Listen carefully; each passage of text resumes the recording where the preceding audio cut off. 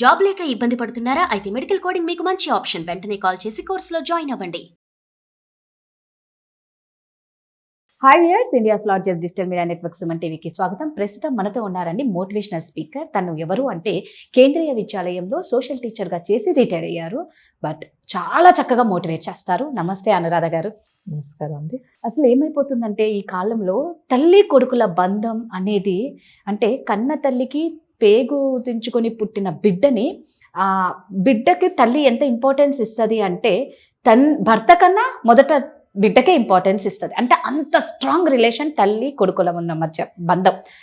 అలాంటి మొన్న మనం ఒక న్యూస్ చూస్తే, ఎంత మందు తాగితే మాత్రం, ఆల్రెడీ ఆడికి పెళ్ళైపోయి డివోర్స్ అయిపోయాయి, ఎంత మందు తాగితే మాత్రం తల్ల ఎవరా అనేది కూడా తెలియకుండా అలాంటి అఘాయిత్యం చేయనీకి అలాంటి కోరికలు ఎలా పుడతాయండి? ఎందుకు పుడతాయి అసలు?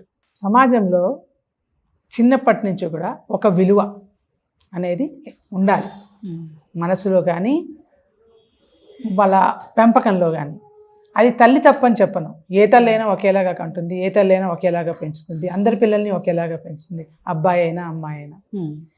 ఈ విపరీత ధోరణి ఎందుకు వస్తుందంటే, ఒక విధంగా చూస్తే మీడియా ప్రభావం. అంటే ఏ మీడియాలోనూ చెడ్డ మాత్రం చెప్పరు, కానీ ఇప్పుడు ఒక కత్తి ఉంది, ఆ కత్తికి రెండు వైపులా పదును ఉంటుంది, దాన్ని ఎలా ఉపయోగించుకుంటాం అన్నది.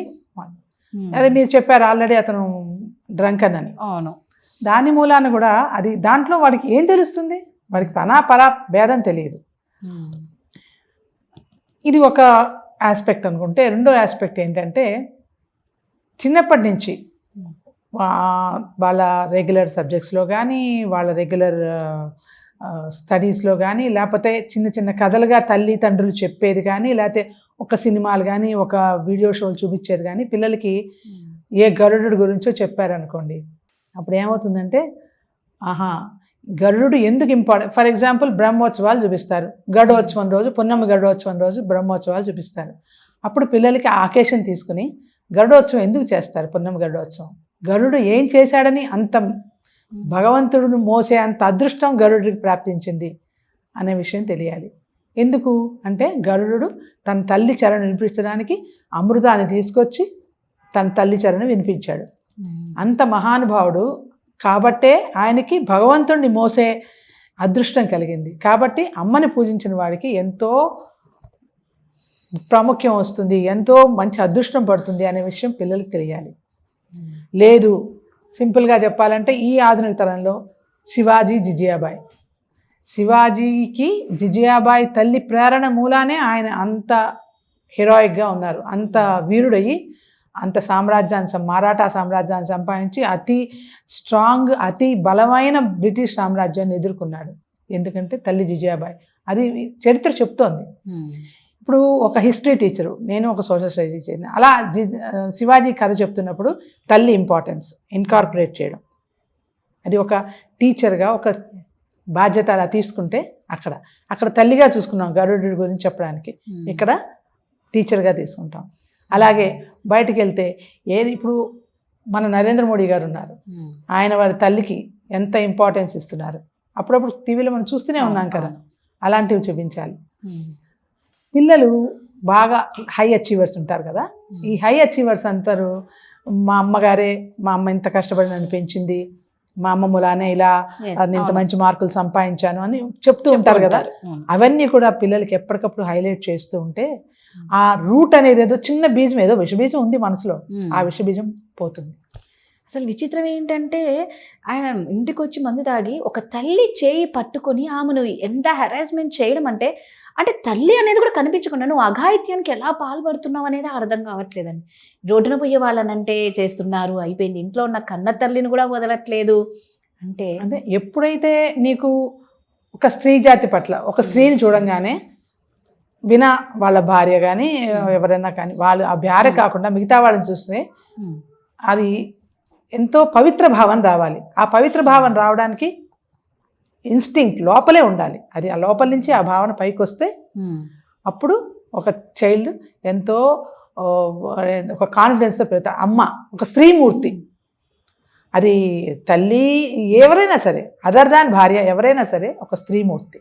ఆ స్త్రీమూర్తి ఎంత పవిత్రమైనది, ఆవిడ మన కోసం ఎంత చేసింది. అలాగే ఇప్పుడు మదర్స్ డే అని సెలబ్రేట్ చేస్తుంటారు, అది ఇక్కడే పోతుంది అంతే. మదర్స్ డే లిప్ మీద చూరికే ఆ రోజు మార్చి ఎయిత్ అందరిని కూర్చోపెట్టేసి మదర్స్ డే అంటారు, అబ్బో బ్రహ్మాండంగా ఉందంటారు, ఉమెన్స్ డే అంటారు, మార్చి ఎయిత్ అంటారు. ఎక్కడండి సమాజంలో తల్లికి చెల్లికి, మీరు అన్నట్టు తల్లికి చెల్లికి ఏ భేదం లేదు. ఒక వేరే అమ్మాయిని చూస్తే కూడా నీకు వేరే భావనే కలుగుతుంది.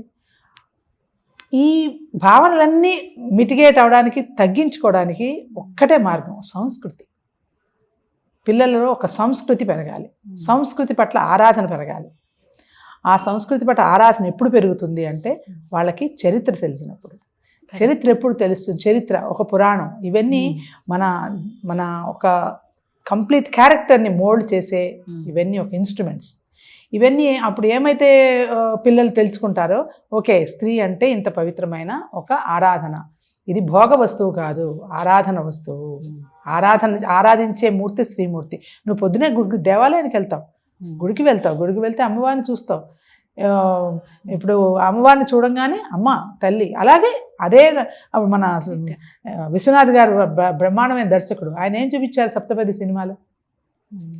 ఆ భార్యను చూడంగానే ఆయనకు స్త్రీమూర్తి ఆ భార్య కనిపించకుండా అమ్మవారు కనిపిస్తుంది. అప్పుడు బయటకు వచ్చి అడిగితే ఆ అమ్మాయి మనసు ఎవరికో అంకితమైంది కాబట్టి నాకు ఇలా కనిపించింది అని చెప్తాడు. అలా ప్రతి మగాడు అలా ఉంటే అది ఎప్పుడు వస్తుంది? ఆ సంస్కారం అనేది మనసులో రావాలి, అది ఆలోచించాలి. అంతేగాని మనం చూడంగానే టెంప్ట్ అయిపోయి చూడంగానే అసలు ఏది వాయు వరుసలు తెలియకుండా ప్రవర్తిస్తే అది ఇప్పుడు ఈ అభయ కేసులు కానీ ఇవన్నీ ఎందుకండి? ఎప్పుడైతే ఇలాంటి కేసులు జరిగినాయో అప్పుడు ఇమీడియట్గా వాళ్ళకి కఠిన శిక్షలు. మళ్ళా జీవితంలో అలాంటి ఆలోచన అనేది చేయాలనే ఆలోచన రాకూడదు. కరెక్ట్. అసలు చేయడం సంగతి పక్కన పెట్టి ఆలోచన రాకూడదు. ఒక మా అమ్మాయిని చూడంగానే ఏ మాతృభావన. అలాగే ఇంకొక విషయం, ఈ ఇనిషియేటివ్ తీసుకున్నారు కాబట్టి ఒకటి చెప్పదలుచుకున్నాను. మన ఆడవాళ్ళలో కూడా వస్త్రధారణలో కొంచెం ఆ గోప్యత ఉండాలి. ఎక్కడ గోప్యత ఉండాలి, ఎక్కడ మనం ఎక్స్పోజ్ చేయాలి, చేసుకో, నీకు ఉన్నాయి స్థలాలు. అలాగే వాళ్ళ డ్రెస్సింగ్లో కూడా ఎక్స్పోజింగ్గా ఉండకుండా ఉంటే, ఎక్స్పోజింగ్ ఎప్పుడు లేదో టెంప్టేషన్ అప్పుడు లేదు. అది కూడా ఒక విధంగా చూసుకోవాల్సిన బాధ్యత ఉంది.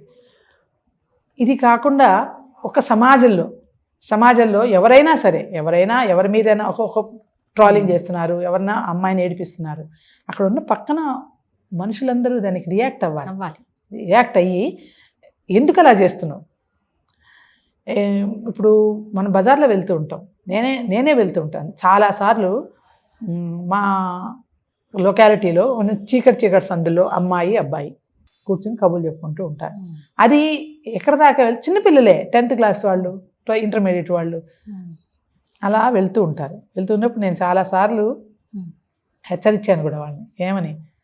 ఇది ఫోటో తీసి మీ పేరెంట్స్కి పెట్టమంటారా? మీ పేరెంట్స్ ఫోన్ నెంబర్ ఇవ్వండి, ఇదే ఫోటో తీసి మీ పేరెంట్స్కి పెడతాను, రెడీనా అంటే డిజపియర్, అంతే, పారిపోతారు ఒకే నిమిషానికి. అలా మనం ఒక్క కాన్షియస్నెస్ ప్రతి వాళ్ళలో చిన్నగా, మనకెందుకులే, వాళ్ళ పిల్లలే కదా, ఇవాళ వాడి పిల్ల చేసింది, రేపు మన పిల్ల చేస్తుంది, ఇంకోళ్ళు పిల్ల చేస్తారు. ఇలా సమాజాన్ని చెడిపోవడానికి ఏ చిన్న బీజం ఉన్నా సరే ఆ బీజాన్ని అక్కడితో భూస్థాపితం చేసేయాలి. అప్పుడు ఆ అంకురం మొక్కెక్కదు, మొక్క చెట్టు. చాలా చక్కగా చెప్పారు. థ్యాంక్ యూ అమ్మ.